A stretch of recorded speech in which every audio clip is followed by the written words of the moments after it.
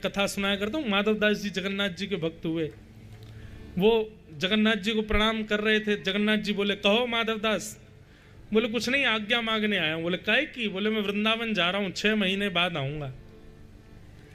जगन्नाथ जी बोले, तो अकेले क्यों जा रहे हो, हमको भी ले चलो। माधवदास जी बोले, पुजारी पंडा सब मुझे मार देंगे आपको लेके गया तो। जगन्नाथपुरी में इतने लाखों वैष्णव दर्शन करने के लिए आते हैं, सब आपको निहारने आते हैं, अब मैं आपको वृंदावन ले जाऊंगा, कितने वैष्णवों का दर्शन छूट जाएगा। और दूसरा, आपको इतनी भूख लगती है, रास्ता भर में आपके 8-8 बार भोग लगाने की सामर्थ्य मेरी तो नहीं है। हम तो 3-3 दिन भूखे रह के रह लेंगे, और वृंदावन बहुत दूर है, यहाँ से पहुंचने में ही 1.5-2 महीना लगेगा। आपको कहाँ कहाँ लिए घूमूंगा मैं, आप यहीं रहो पुरी में, मैं होके आता हूं। तो बंधुओं, कहते हैं कि जैसे माधवदास जी मंदिर से बाहर आए और एक बार पुनः मुड़ करके जब जगन्नाथ जी को देखा, तो श्री जगन्नाथ जी के नेत्रों से आंसू गिर रहे थे।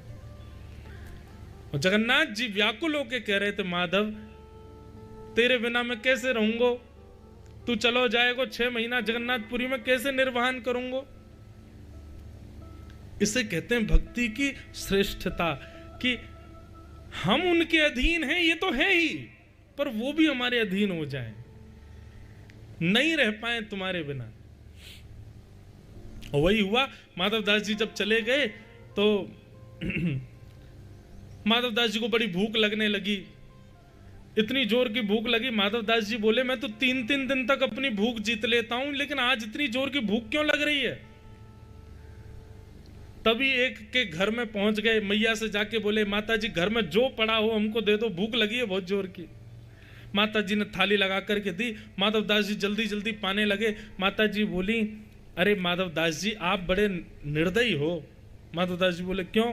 अकेले खाते जा रहे हो, इतना छोटा सा नन्हा सा बालक आपके बगल में बैठा, इतना प्यारा सा बालक बैठा, इसको क्यों नहीं पवा रहे हो। माधवदास जी तुरंत रुक गए, बगल में देखा तो कोई था ही नहीं। बोले, मैया किसकी बात कर रही हूं, मैं तो अकेला हूं, यहाँ कोई आया ही नहीं मेरे साथ। मैया बोली, आंख धो के आओ, देख नहीं रहे हो बगल में नन्हा सा बालक बैठा है, ऐसे सुंदर नेत्र, ऐसी सुंदर मुस्कान, दतुइयां दिख रही हैं इसकी। मुझे तो ये लग रहा है जरूर ये बालक तुम कहीं से चुरा के लाए हो, इतना कोमल बालक कोई मां कैसे दे सकती है किसी को। माधवदास जी ने नेत्र बंद किए और जैसे जगन्नाथ जी का स्मरण किया तो बालक के रूप में जगन्नाथ जी का ही दर्शन हुआ। माधवदास जी बोले, तभी मैं कहूं मुझे इतनी भूख क्यों लग रही है। भूख मुझे नहीं लग रही है, मेरे चित्त में जगन्नाथ जी बैठ के आ गए, उनको लग रही थी, इसलिए मैं भोजन कर रहा हूं। जो माधवदास जी 1.5 महीने में वृंदावन पहुंचने वाले थे, 3 महीना में पहुंचे। क्यों? दिन में 8 बार भोजन करते थे, क्योंकि ठाकुर जी चित्त में बैठ के चल रहे हैं ना संग में, और ठाकुर जी तो 8 बार भोजन चाहिए। अब तो बार बार माधवदास जी कहते, ठाकुर जी नेक रुक जाओ, बस कछु तो चलन दो मोकू। चित्त में बैठ करके ठाकुर जी आ गए। ये भक्ति की प्रधानता। माधवदास जी वृंदावन पहुंचे तो वृंदावन पहुंचते ही यमुना जी के तट पे फिर से भूख लगी। अब माधवदास जी बोले, अब तो वृंदावन आ गए, अब तो डट जाओ, 56 भोग पवा दूंगा, काय को भूख लग रही है आपको। मन ही मन ठाकुर जी कहने लगे, जल्दी पवा, मुंह को भूख लग रही है। तो माधवदास जी को कुछ नहीं दिखा, तो कहीं चने बिक रहे थे, माधवदास जी ने लेकर के चने पा लिए। अब चने पाने के बाद यमुना जल पी करके माधवदास जी वृंदावन बिहारी लाल बांके बिहारी जी का दर्शन करने के लिए निधिवन राज में गए। जैसे ही निधिवन राज में पहुंचे, कुंज के भीतर से स्वामी श्री हरदास जी निकल करके आए, दर्शनार्थी बैठे थे। स्वामी श्री हरदास जी बोले, तुम दर्शनार्थियों में माधवदास कौन है? माधवदास जी पीछे बैठे, बोले, मैं हूं, मैं, इधर आओ। माधवदास जी पास गए, स्वामी जी आप मेरा नाम कैसे जानते हैं और आप मुझे क्यों बुला रहे हैं, क्या बात है? बोले, हमने 56 भोग ढराए बिहारी जी को, लेकिन बिहारी जी टेढ़ा मुंह करके बैठे हैं। बोले, मुंह को भूख ही ना लग रही? हमने की, क्यों? बोले, माधवदास ने रूखे चना खवा दिए मुंह को, या हमारे भूख ना लग रही। इसको कहते हैं भक्ति की श्रेष्ठता। ये बंधुओं सुन ही लो, हमारे जीवन में पता नहीं ऐसा कभी होगा कि नहीं, पर विश्वास अटूट रखो मन में, निश्चित होगा। भक्ति की स्थिति ऐसी पहुंचे कि हमको ठाकुर जी प्रिय लगे, नहीं, हम ठाकुर जी को प्रिय लगे। मेरा सुमिरन हरि करें, यही बात है। मैं हरि का सुमिरन करूं, ये प्रारंभिक स्थिति है, पर समय ऐसा है कि मेरा सुमिरन हरि करें, मैं पावा विश्राम। मैं तो विश्राम में हूं, अब मेरा सुमिरन हरि कर रहे हैं। वाह, इसे कहते हैं अहेतुकी भक्ति। ये सुनने में जितना सुख दे रही है, ये सुनने में जितना आनंदित कर रही है, घटनाक्रम घटने में उतना ही कठिन है। इसका आप अंदाजा लगा के देखिए, ये जिसके साथ घट रही है, भगवान ना करे हमारे साथ ऐसा कभी हो, लेकिन ये घटनाक्रम जिस पर घटा उसके लिए बहुत मुश्किल है। लेकिन ऐसी मुश्किल परिस्थिति में भी ठाकुर जी के प्रति विश्वास का ना डगमगाना, इसको कहते हैं अहेतुकी भक्ति। क्या हमारी भक्ति इस स्तर की है? नहीं, माफ कीजिएगा, हम अभी उस स्तर पर आए ही नहीं। और इस स्तर पर ना आने का मतलब ये नहीं कि हमने साधन नहीं किया, हमने कथा नहीं सुनी, हमने भक्ति नहीं की। मैं फिर कहूंगा, इस स्तर की भक्ति हमारे चाहने से होगी ही नहीं। ये राधा रमन जी जब हमसे प्रेम करेंगे तभी हो पाएगी।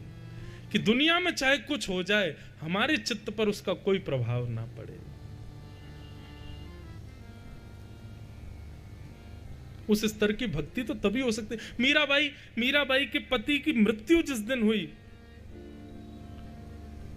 सब रो रहे थे, पर मीराबाई शांत। उस दिन 16 श्रृंगार करके बैठी थी। उन पर उसका कोई असर नहीं था, उनका उस पर कोई प्रभाव नहीं था, तब भी कृष्ण भक्ति को त्यागा नहीं। अरे कहां तक बताएं, इन स्थितियों पर, जिन जिन स्थितियों पर हमारी भक्ति डगमगा जाती है, हमारी भक्ति में लेश आ जाता है, प्रश्न चिन्ह प्रकट हो जाता है ठाकुर जी के प्रति हमारे चित्त में। ये बात दावा करती है कि अभी हमारी भक्ति स्तरीय नहीं है।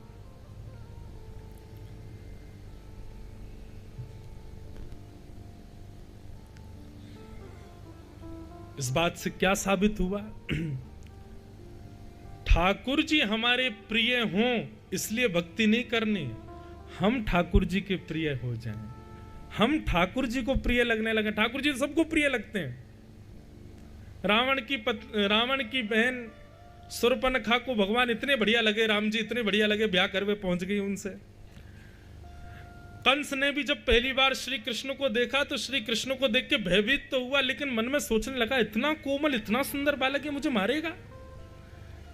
राम जी को पहली बार रावण ने जब देखा तो राम जी की कोमलता देख करके रावण के मन में भी 2 क्षण के लिए चिंतन हुआ कि ये 14 वर्ष वन में रहे कैसे होंगे, इतने कोमल।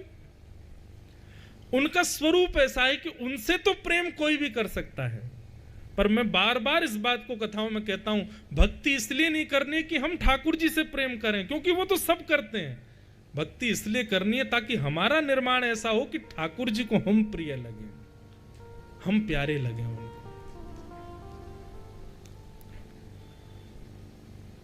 हम ठाकुर जी के बगैर नहीं रह सकते, ये भक्ति की सामान्य स्थिति है। ठाकुर जी हमारे बिना नहीं रह पाए, ये श्रेष्ठ स्थिति है। ठाकुर जी रह ही ना पा रहे हमारे बिना। तू जहां जाएगो तेरे संग चलूंगो, तू जो खवाएगो वही खाऊंगो, तू जहां बैठाएगो वहीं बैठूंगो, तू जैसे रखेगो वैसे रहूंगो। हम कहते हैं जहां ले चलोगे वहीं मैं चलूंगा, ये भक्ति की प्रारंभ स्थिति है। लेकिन ये स्थिति इस स्तर पर पहुंच जाए कि ठाकुर जी हमसे कहें, जहां तू ले चलेगो वहीं चलूंगो, जहां बैठा देगो वहीं रहूंगो, जैसे रखेगो वैसे रहूंगो।